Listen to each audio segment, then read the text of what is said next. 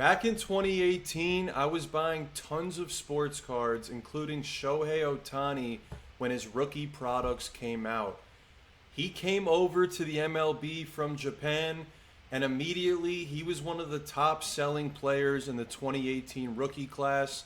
The first product we saw him in that was a high-end card was 2018 Bowman.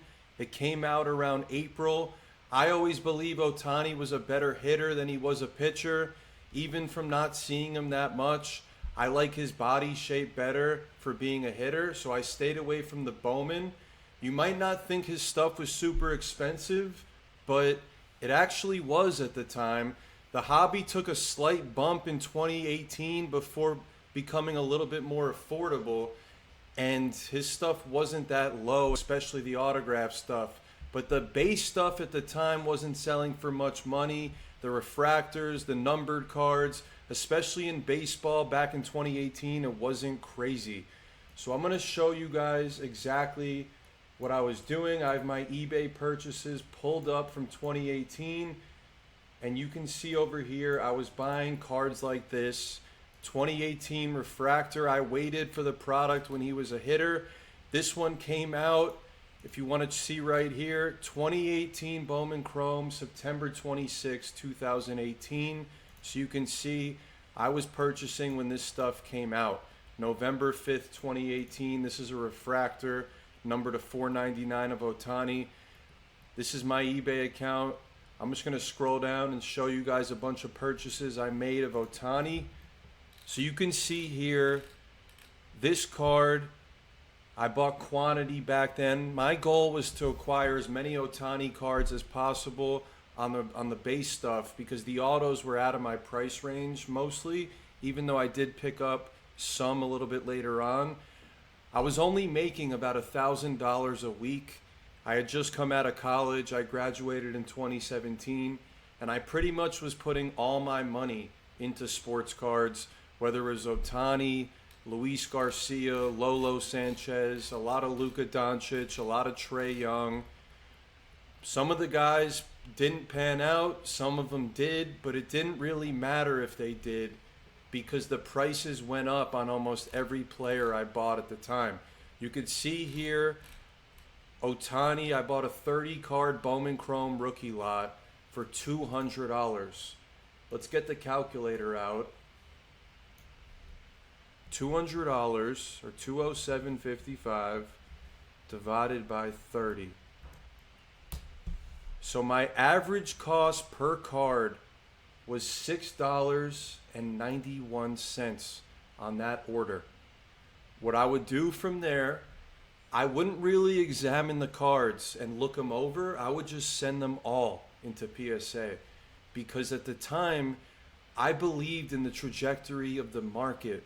And I thought that everything was kind of inching up. If you had the better players like Ohtani, you can make crazy returns, maybe 15, 20x. But even if you had guys like Christian Robinson, Lolo Sanchez, you were still making 2, 3x by taking the cards, sending them to PSA, getting them graded for an additional $15.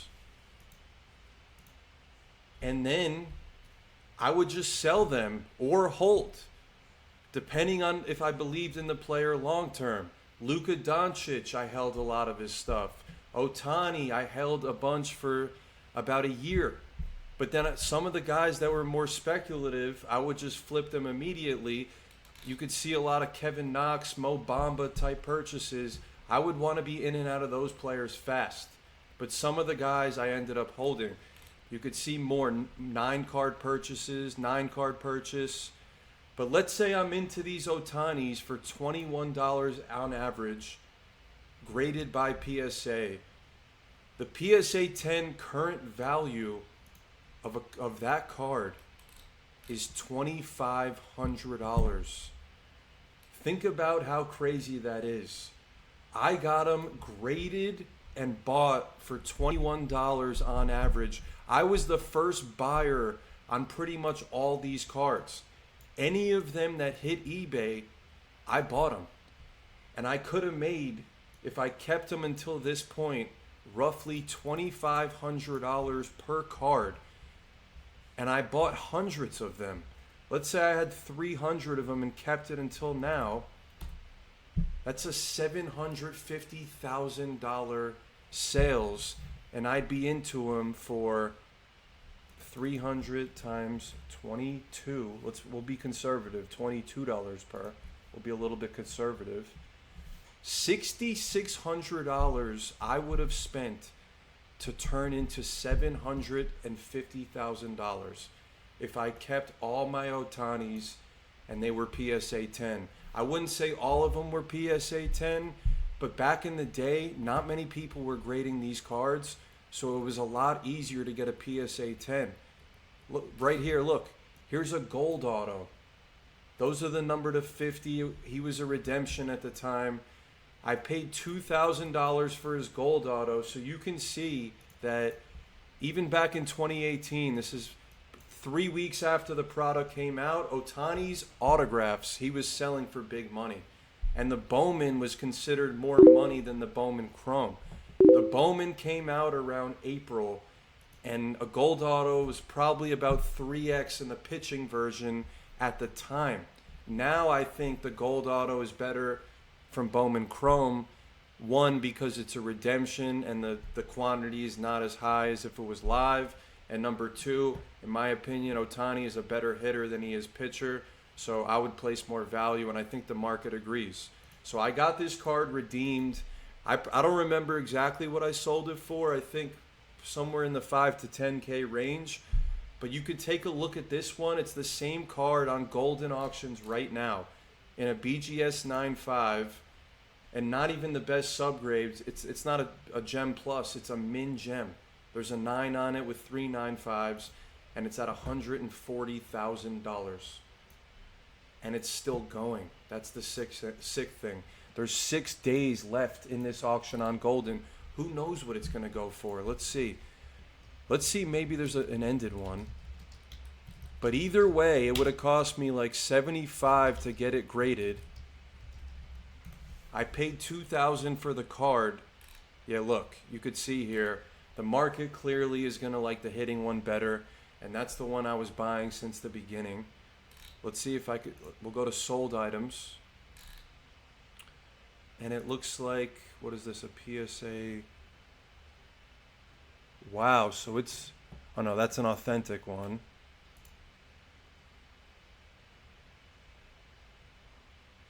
Gem in 10, okay. So it looks like the card is peaking right now. It's going up considerably. They were going for 60, 50,000, and now there's one at 140,000. That just shows you how crazy Ohtani's market is right now. It's literally up 2.5x. This card is at peak, and I was the first buyer at $2,000. I bought a Bowman Chrome Gold Auto. And I'm sure, I mean, I purchased a few greens. I purchased a few blues. I don't know what the prices were. But there's just so many buys of Ohtani that I had. It's absolutely crazy. The amount of money. If I held until now, it's just insane. I showed you guys the purchase I made on the refractors. I think I bought probably 15 to 20 of these. So let's do the math on that. $36 I paid for that one. I was buying all the number to 499s I could. I was buying all the base I could. I was buying all the blues. Anything non-auto, I was super high on. $43. There's another refractor to 499. There's another refractor to 499. I was just buying it all. Let's do the math on the refractor. I was paying $30 to $50 per. I bought 10 of them. That's $400 on average. Then you're spending $150 on the grading. We're at $650. One of them sells for $25,000 in a PSA 10 right now.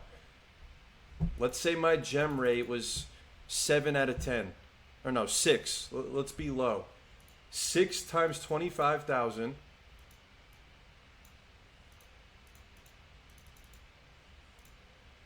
Whoops. That's 150,000 on the refractor. I would have had some nines. 175,000, let's just say, and I paid 600. I would have been in for 600 and turned it into 175,000 on his refractor. I would have made over 100,000 on his gold. I would have made 750,000 on his base if I kept it till now. Over 7 figures I would have made if I kept it all until now. What ended up happening, the story with it, after about a year, I took the Ohtanis, the market was rising, and I sold them for about 2-3x when I could have made thousands and thousands of percent return. I'm not upset about it, though, because I took a lot of that and put it into Luka Doncic cards. I'll make another YouTube video going over my Luka Doncic story. But I was moving money into cards, grading, selling, 2-3xing. I held some of the players I thought were going to be superstars. But overall, it's a crazy story with all these Ohtanis. I was the first buyer after the product came out on probably 1,000 different Ohtani cards from Bowman Chrome. And I could have made millions. But the lesson learned, you can't be upset about a move that you don't make, or when you sell something and you should have held it. You can't look at it that way. The key is you wake up tomorrow and you make the best decision in the moment.